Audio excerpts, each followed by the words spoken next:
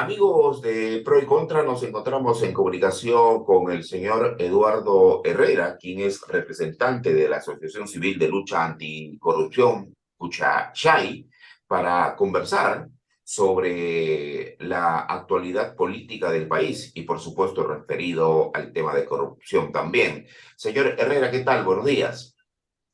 Buenos días, muchas gracias por la invitación. Aquí estoy a disposición suya.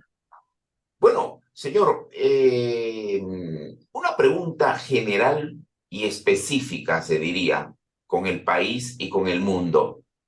¿Es posible lograr el desarrollo con niveles de corrupción como el que muestra el país, señor? ¿Como el que muestra Perú? Es imposible. Las evidencias lo muestran. Los países que tienen menos corrupción son los países más desarrollados. No estoy hablando de desaparecer la corrupción porque eso nunca lo vamos a hacer. Quien Tenemos que prometa ir hacia desaparecer eso. con la corrupción está entrando a la demagogia. Exactamente. Ujú, Está engañando, ¿no? ujú. Y hay otro punto más respecto a los gobernantes, ¿no? Los gobernantes no tienen nada que hacer en la lucha contra la corrupción. El diseño institucional de los países está dirigido a que el gobernante tiene que gobernar y otro independiente tiene que fiscalizarlo, controlarlo y perseguir la corrupción. ¿Y por qué se mete tanto el gobernante en la lucha anticorrupción entonces? Porque creen ser en el país, lo que pasa es que el poder está concebido como un acto divino. Entonces el gobernante, y lo estamos viendo en el Congreso, lo estamos viendo en la presidencia, en los gobernadores regionales, cree que es un iluminado del Señor o del Creador y que se cree omnímodo para poder eliminar todos los males del mundo. Y no puede y no debe. Señor Herrera, y entonces, ¿qué hacemos como ciudadanos o como dirigentes, como es el caso suyo, para hacer entender a los gobernantes que no se metan en esa lucha y que más bien se dediquen a gobernar bien? Bueno, lo que tenemos que hacer es mostrarles con casos. Ya. Y en general la población es la que tiene que reaccionar. Y lamentablemente en la población, en la ciudadanía en general, estamos aceptando, estamos perdiendo la batalla contra la corrupción, porque usualmente la justificamos. Y voy al tema más simple, el policía de tránsito, el serenazgo, o sea, los casos más básicos, nosotros decimos, bueno, así es todo, hay que pagar. Entonces, cuando nosotros mismos justificamos, aceptamos, somos cómplices, ¿qué podemos pedir arriba donde hay más posibilidades de tener más recursos y más incentivos de la corrupción? Lo cierto y concreto es que tenemos que exigir nosotros y nosotros parar esta dinámica perversa de Esta corrupción y decir, espiral, bueno, ¿no? esta espiral, porque, a ver, yo siempre digo, la corrupción en el país es democrática e inclusiva. Todos estamos acá con techo de vidrio. Entonces, y no solamente hablo de la coima, hablo también de conflictos de interés, hablo de actos irregulares que implican el gran concepto de corrupción. ¿Es posible bajar el nivel de corrupción entonces? Por lo que yo le escucho, solamente que hay que aplicar políticas adecuadas y tener a los actores adecuados. Sin duda alguna, es posible bajar y lo que yo he propuesto es un tema muy concreto que es crear una comisión independiente anticorrupción.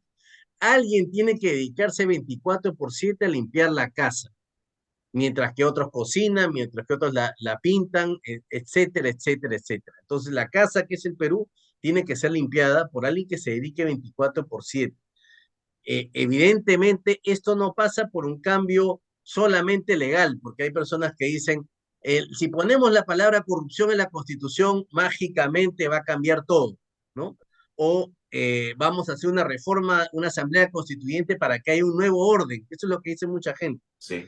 Y digamos, lo que quiere el país es un cambio, no una nueva ley. La ley en el país nunca ha cambiado nada por sí sola, ninguna ley. Lo que cambiamos somos las personas que actuamos de acuerdo a lo que es correcto o incorrecto. Ahora, en un proceso de violencia como el que vive el país, en un proceso o un ambiente de protesta como el que vive el país, paralelamente se puede emprender campañas de lucha contra la corrupción. Sí, este es el momento. ¿Mm? El momento es este en el que tenemos que nosotros diseñar los mecanismos para pacificar el país. Lo que está sucediendo es producto de la corrupción y yo no sé cuándo se va a entender eso. Y le pongo el ejemplo, las personas que están en provincias, en regiones, ven que sus demandas son insatisfechas y, por ejemplo, ven que no tiene, hay dinero, pero que el dinero no llega a ellos porque el Estado no cumple. ¿Quién es el Estado que no cumple? Las gobernaciones regionales y las municipalidades. Entonces, como no llega, ya hay un momento en que hay un hartazgo y estalla la violencia. Yo no estoy justificando la violencia, la comprendo. Y hay que Así viene. explicarla. Hay que explicarla. ¿Por qué viene? ¿Por qué se originó el terrorismo? Por un momento de insatisfacción de las personas que fue conducido por unos enajenados mentales que decían la violencia es la solución. Entonces, estas personas que viven con esperanza son engañadas por este momento constituyente. La constitución no se cumple en el país. No sirve si es que no se cumple. Tenemos que hacerla cumplir. Hay que exigir que se cumpla antes que cambiarla, ¿no? Por supuesto, si no podemos cumplir, hacer cumplir la actual, ¿cómo vamos a exigir una nueva? Eso es una gastadera de plata. Son 2 años, 3 años de proceso constituyente. Miren lo que estamos tirando del Congreso Gastadera de de plata. plata, inestabilidad y se detiene el poco crecimiento que podría existir, ¿no? Porque claro, el inversionista no sabe a qué va a venir. No hay predictibilidad. Y la politiquería actual, de todos los lados, de izquierdas, derechas, de centro, ha generado que sea un negocio. Entonces, ya vamos a ver cómo se empiezan a meter los articulitos para beneficiar a un grupo de personas y no a la población en general. Ahora, señor Herrera, finalmente quería preguntarle, porque de todas maneras nuestro medio llega a la región Loreto, a la Amazonía, pero estamos evidentemente en el escenario nacional. Pero muchos dicen que no hay capacidad de gasto en las regiones y los casos de corrupción se dan en las regiones, pero en la gran capital también. Entonces, ¿cómo uniformizar una lucha anticorrupción en un país diverso, señor, y en una Amazonía diferente a la costa y la sierra? Por eso es que es importante tener un órgano que no sea centralizado, sino que sea un órgano que abarque a todo el espectro político. Y este órgano no es la Contraloría, porque la Contraloría tiene una confusión de concepto, no diferencia entre ineficiencia y corrupción.